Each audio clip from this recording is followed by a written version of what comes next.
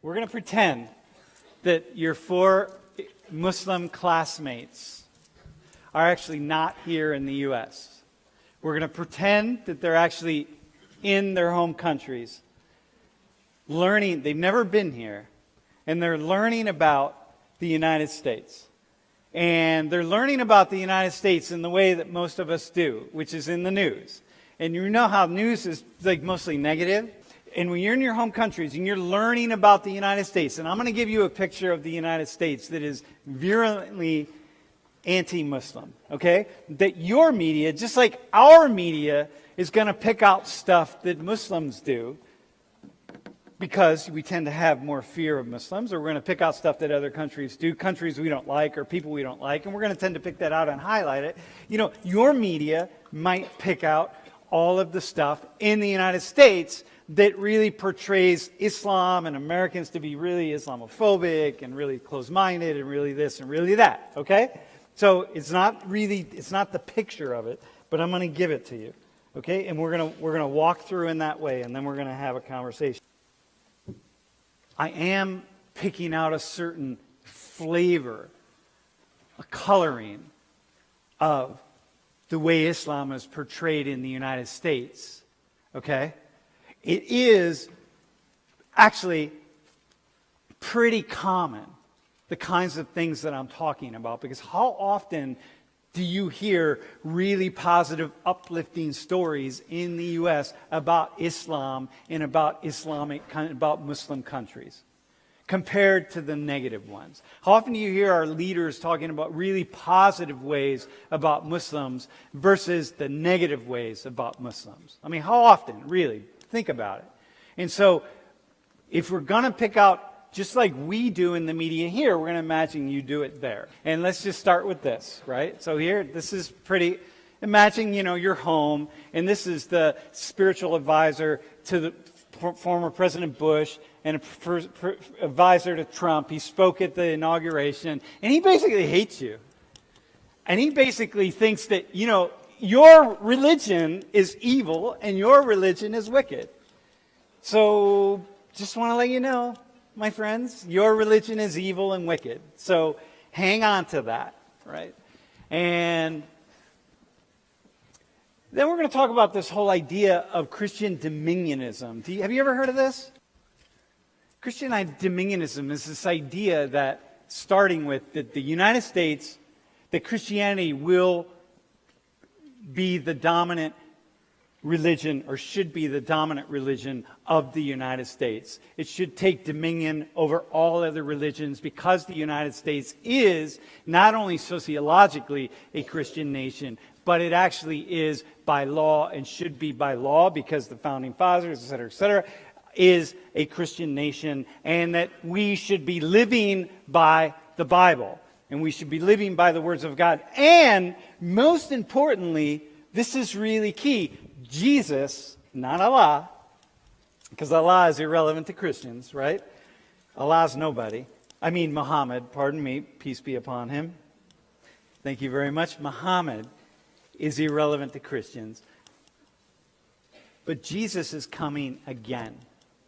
And so the story for dominionist Christianity and for large swaths of Christians in the United States is that we're waiting for Jesus to come again to rebuild his kingdom on earth that will fundamentally be a Christian kingdom. You all will simply go to hell because, you're an evil, wicked religion and you're nothing, right? But the Christians who are really Christians will then spend your time in eternity with God. This is really key. This is really important. So, one of the ideas here is, if you're truly a Christian and if you live in the dominionist perspective, the end of time is okay.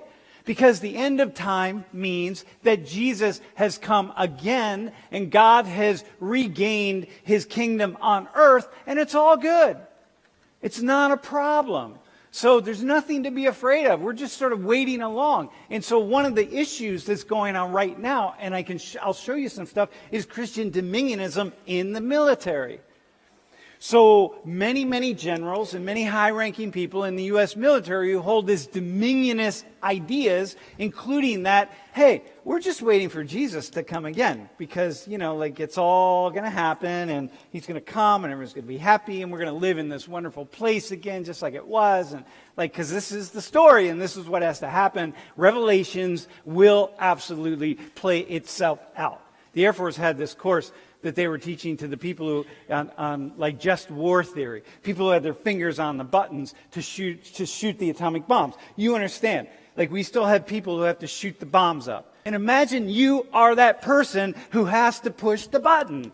Imagine that, right? Can you just imagine that you're going to be the one who is every day goes to work knowing that phone might ring and something might happen and you get the call and you got to say, oh my God, this is the end of life.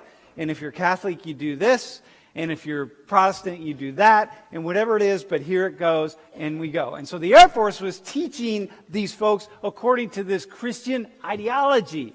And it was like Jesus for nukes or something. And they were using Christian ideology and Christian just war theory, including the whole teachings of Revelations, that this is exactly how the end will ultimately play itself out. So it's all good, my friends. And so as long as you're Christians sitting here at these nuclear weapons, we can work that through and work all of the struggles and questions and ideas that you have, and we'll make it happen. And so we talk about the Middle East policy, right? And you all know, because you're Muslim, why we went to Iraq. We invaded Iraq. We invaded a whole country to get oil, just to steal oil. So Christians, they don't care. In the end, they can talk about God, thou shalt not steal, and thou shalt not kill, and thou shalt not do all these other things that thou shalt not do. But if you have oil in your country, and you do, and that's Middle East policy, these Americans who control, half of all the military spending in the world. We're really violent people, by the way, and you all know about that. And here, let me read you a quote from this dude. He was one of the architects of the Iraq War when we went to steal the oil in the Iraqis. And he's a dominionist Christian. So here's one of the most important generals running the Iraq War. And if you're the Americans, you probably have no idea about this. But if you're these folks, you do, because you're paying attention. So here's a Christian, and he says, the Lord is a warrior. And in Revelations 19, it says that when he comes back, he's coming back as what? A warrior. He's coming back as a warrior. You Muslims, listen to this. A mighty warrior leading a mighty army, riding a white horse with a blood-stained white robe. And I believe the blood on that robe is the blood of his enemies, because he's coming back as a warrior and carrying a sword. And you are the number one enemies. Because you, Muslims, are the people that are trying to impose your will on the world, and we're going to make sure we impose ours. Here's Franklin Grant again. The world is attacking Christians because they hate the name of Christ. And by the world, he means Muslims. Okay? He means nobody else but Muslims. Let's be clear about that. And President Trump has been defending Christians. I find this refreshing to have a president who's not afraid to say Jesus. He's not afraid to have prayers where people end in the name of Jesus. Let's go to this one. Oh, this guy. This guy's the National Security Council Chief of Staff. Trump just appointed him fairly recently, so he's really serious. He's also a Christian dominionist, and he wrote this tract, A Plan for Victory Over the Global Jihad Movement. And his point is the majority of Muslims and Islamic authorities promote or support jihad and Sharia supremacism, meaning that the majority of you all are trying to impose your religion on the rest of us. And you support that, and you support jihad. In his mind, jihad is holy war, meaning you are supporting taking up arms against Christians and killing Christians. So he was responding to a shooting in San Bernardino. And the shooting was one of the actually very few shootings that was done by Muslims here in the United States. The vast majority are not done by Muslims, but this one was. And so he was responding to it, and he's saying, if more good people had concealed carry permits, then we could end those Muslims before they walked in, and we could kill them. He encouraged his students at the university to enroll in the university's free certification course that allows them to carry a concealed weapon, just like the one I have in my back pocket right now. So right there in his back pocket. He's got a concealed weapon because you never know when you got to use it on Muslims. Here's another guy. This is Kenneth Copeland. This is one of our big televangelists. This is a promise. If you do this thing, if you arm yourselves before the Lord, these Christians are really violent, man, because they're arming themselves before the Lord. You shall return, you're coming back and be guiltless before the Lord and before the nations. That's actually from Numbers. But his idea is like, take up arms and kill the Muslims before they kill us. Or this guy, he was another presidential candidate. You know, he was CEO of Godfather's Pizza. So the role of Muslims in American society is for them to be allowed to practice their religion freely, which is part of our First Amendment. The role of Muslims in America is not to convert the rest of us to the Muslim religion. That I resent, and so I push back and I reject them trying to convert the rest of us. So you understand, you can practice if you want, but he really rejects you trying to convert. And then he says, and based on the little knowledge that I have of Muslim religion, they have an objective to convert all infidels or kill them.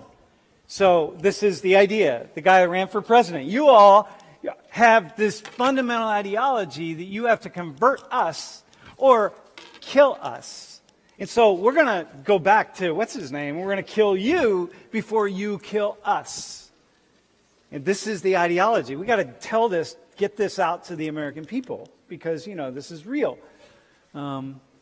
So here's the 2010 Gallup poll, 55,000 Muslims from around the world. Which group is most likely to think that attacks on civilians is morally unjustifiable? Morally unjustifiable. You can't kill civilians under any circumstance. Like, this is really important. So this is as good a data as you're ever going to get about Muslims around the world. There's our answer. Unjustifiable. Muslims around the world, 72%. That means 28% of Muslims around the world are saying, well, maybe there's some way you can here or there, or yes, you can, or whatever. But 72% are saying, no, man, there's no way under any circumstances. Muslim Americans, 81%. So you all are part of the 72%. Well, hang on, you're Muslim American, right? You're Egyptian or Muslim American? Egyptian. And you're Kuwaiti American or Kuwaiti? Okay, so you're part of the 72%, or part of the 81%. You're part of the 72%. Me, as an American, I don't know what I am. I'll be Jewish today. All right. As a Jew, I'm 43%. But my Christian friends up here who are down here, you're in that group of 32%. So, you know, y'all are feeling that, right? These Christians are really pretty scary. They're going to attack us before we even do anything. They're going to come after us. They're going to bomb us. They're going to take our resources that we have, and they're going to kill civilians. Because, like, my God, they're more likely than anybody to think that it's okay to kill civilians, American Christians. Like, these people are pretty frightening. And then this came across my feed not long ago. We will not bow down to the satanic cult of Islam. So you guys see this going around Facebook in the U.S., and you're like, how many people have this and think this, and how many don't? And the cult of Islam, because your religion is a cult. It's not a religion, it's a cult. And if you try, we'll fight you till the end.